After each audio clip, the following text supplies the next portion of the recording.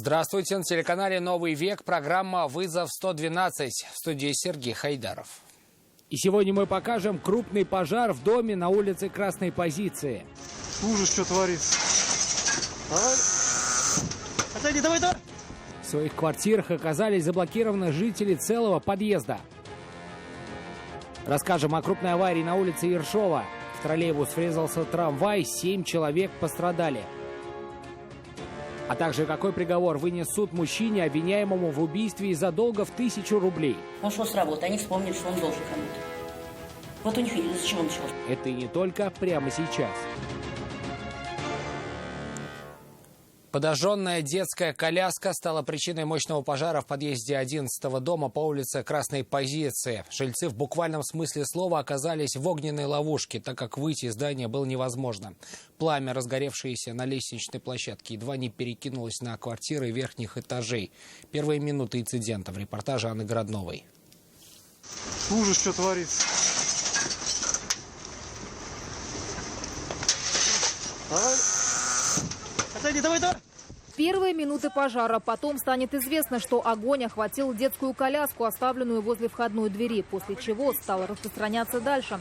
Спустя считанные мгновения к пятиэтажке приехали пожарные. К тому моменту ни зайти в подъезд, ни выйти из него было уже нельзя. Пламя едва не перекинулось на второй и третий этажи. Впрочем, спасатели эту опасность ликвидировали. Одним из первых, кто бросился на помощь к людям, стал Александр Еремин, житель соседнего подъезда. Молодой человек помогал жильцам первого этажа. Я поначалу дверь держал, но потом там жахнул по полной. Вот. Сосед с первого этажа там, документы перекидывал тоже. Боялись люди. То есть я бы тоже испугался. Когда эмоции стихли, а пожар был потушен, люди стали искать причины произошедшего. Основной версией стал поджог. Говорят, какой-то бомж ходит, который поджигает эти коляски. А то есть это не первый случай, что ли, или уже был? Я вот не знаю, если честно. Говорят, это космонавт был аналогично. Кто этот человек и какую ответственность он понесет, предстоит выяснить полицейским. Помимо них на место происшествия прибыли медики, однако их помощь в итоге никому не потребовалась. Впрочем, несмотря на этот факт, настроение у жильцов дома было явно не из лучших. Аварийная служба отключила в подъезде газ, а запах гари чувствовался едва ли не в каждой квартире. Анна Городнова, Айрат Назипов, Константин Бушуев. Вызов 112. 7 человек, среди которых беременная женщина, пострадали сегодня в результате столкновения троллейбуса и трамвая. Авария произошла на перекрестке улиц Патриса Лумумба и Гвардейская. Троллейбус не успел проскочить перекресток, и в заднюю его часть врезался трамвай. Предварительно установлено, что 43-летняя вагоновожатая выехала на запрещающий сигнал светофора и совершила столкновение с троллейбусом из-за отказавших у вагона тормозов. 71-летний мужчина скончался, попав под колеса иномарки на 230-м километре автодороги Казань-Оренбург в Альметьевском районе. Трагедия произошла в 17 часов 10 минут. В это время было уже темно. 44-летний водитель Volkswagen Passat, двигаясь в сторону Казани, сбил пешехода, который переходил проезжую часть вне населенного пункта в темное время суток. Справа налево по ходу движения автомобиля, не имея при себе предметов со светоотражающими элементами. В результате ДТП пешеход от полученных травм скончался на месте. Сегодня в Советском суде Казани выслушивали мнение эксперта, проводившего повторную экспертизу причин смерти девушки, выброшенной с 6-этажного дома на улице Космонавтов. Напомним, трагедия произошла в ночь на 1 сентября 2018 года. В убийстве обвинили бывшего парня погибшей, действующего сотрудника Росгвардии. По версии следствия, в ту ночь он на почве ревности душил девушку, угрожал ножом, а после выбросил с балкона квартиры на 6-м этаже. Айрат Назипов узнал, что повторная экспертиза, в отличие от первой, не нашла признаков асфиксии у погибшей. Эксперт может утверждать только то, что он может доказать. Марат Сахапов молча перебирает четки. В зале суда ведет себя сдержанно. Хотя из материалов уголовного дела можно сделать вывод, что сдержанностью подсудимый не отличался. По крайней мере, по отношению к погибшей девушке. Летом 2018-го Казань ужаснулась зверским убийством, в котором обвиняет подсудимого. Как полагает следствие, молодой человек, действующий сотрудник Росгвардии, на почве ревности избил и выбросил свою девушку с 6-го этажа квартиры, которую снимал на улице Космонавтов. Первая экспертиза показала, что смерть девушки могла наступить еще до падения, в результате удушения. К тому же на шее эксперты нашли следы от лезвия ножа. Но повторное исследование дало другие результаты. Смерть наступила от сочетанной травмы тела, головы, грудной клетки, что подтверждается данными макро- и микроскопических методов исследования. Причиной смерти, по версии специалистов, стало падение с высоты. Работу комиссии в день трагедии осложнил тот факт, что тело девушки упало на козырек пристроя. Судмедэксперты составили протокол осмотра уже после того, как тело спустили на землю. Соответственно, они не знали его точного положения при падении. Именно из-за этого могли возникнуть неточности в экспертизе. Механизм асфиксии, да, вот, и то, что была придушена, как это, да, вот, возможно придушение после этого состояния. Вот. Вы меня спрашиваете одно и то же. Я одно и то же. Признаков механической асфиксии на трупе нет. Впрочем, прокурора этот ответ не удовлетворил, и он выразил свое недоверие. Судебные заседания и допрос свидетелей продолжаются. Айрат Назипов, Инар Гинатуллин, Наиль Абдуллин, вызов 112.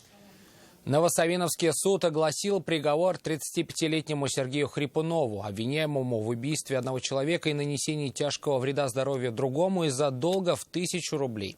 По версии следствия, он стал инициатором кровавого конфликта, тем более носил с собой нож. Защита настаивала, что его действие исключительно самооборона. Айгуль Батрудинова о вердикте суда.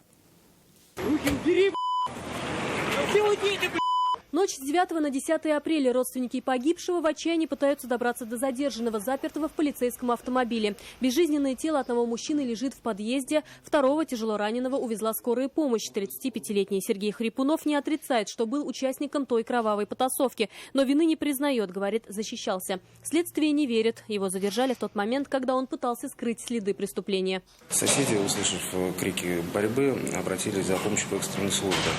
К моменту их прибытия подозреваемый поднялся к себе в квартиру и пытался постирать запачканную кровью одежду. Само орудие преступления нашли на улице, прямо под окнами дома. Следователи быстро восстановили картину.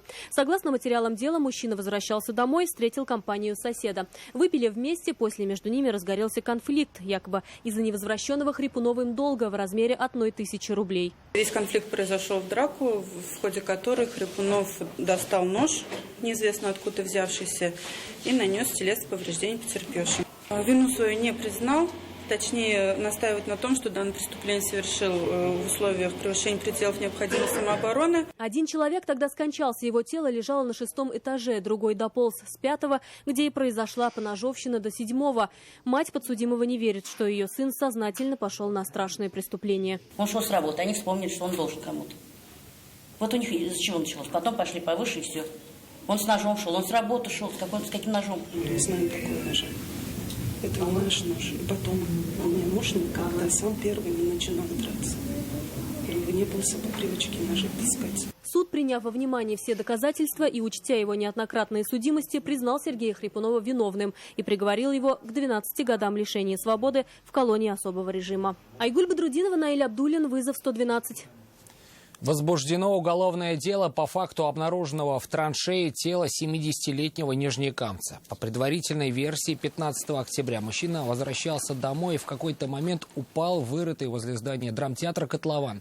Не имея возможности выбраться, скончался от переохлаждения. Его тело обнаружили только на следующий день.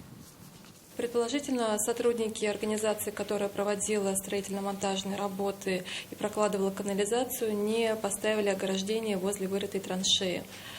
В настоящее время назначена судебно-медицинская экспертиза, также проводятся другие необходимые следственные действия, направленные на установление всех обстоятельств произошедшего. Больше 1,5 килограммов наркотических средств обнаружили полицейские в тайнике автомобиля 31-летнего жителя Казани. Его остановили в тот момент, когда он со всей партией ехал в столицу Татарстана.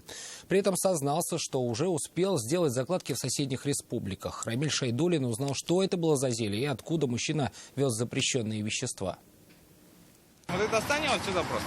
Его остановили на 115-м километре автодороги Йошкар-Ола-Зеленодольск. Полицейские, по всей видимости, уже знали, что надо искать. И в колесной арке правого колеса Volkswagen Tiguan обнаружили 3 свертка с порошкообразным веществом. Каждый весил полкилограмма. Такой же порошок вместе с поддельным удостоверением помощника заместителя генерального прокурора Российской Федерации нашли и в портмоне 31-летнего водителя. Экспертиза установила, что изъятые вещества общей массой 1511 грамм содержат в своем составе наркотическое средство мефедрон. Мужчина признал свою вину и рассказал сотрудникам полиции, что наркотические средства он забрал в городе Солнечногорске Московской области и вез в Казань, по пути оставляя закладки. По пути следования он успел оборудовать тайники-закладки в Чувашской республике и в республике Мариэл. В настоящее время в отношении молодого человека возбуждено уголовное дело по статье «Покушение на незаконное производство, сбыт или пересылка наркотических средств, психотропных веществ или их аналогов». Рамиль Шайдуллин, «Вызов 112». Это все, о чем мы успели вам рассказать. В студии был Сергей Хайдаров. До встречи. И не бросайте вызов судьбе, вдруг она его примет.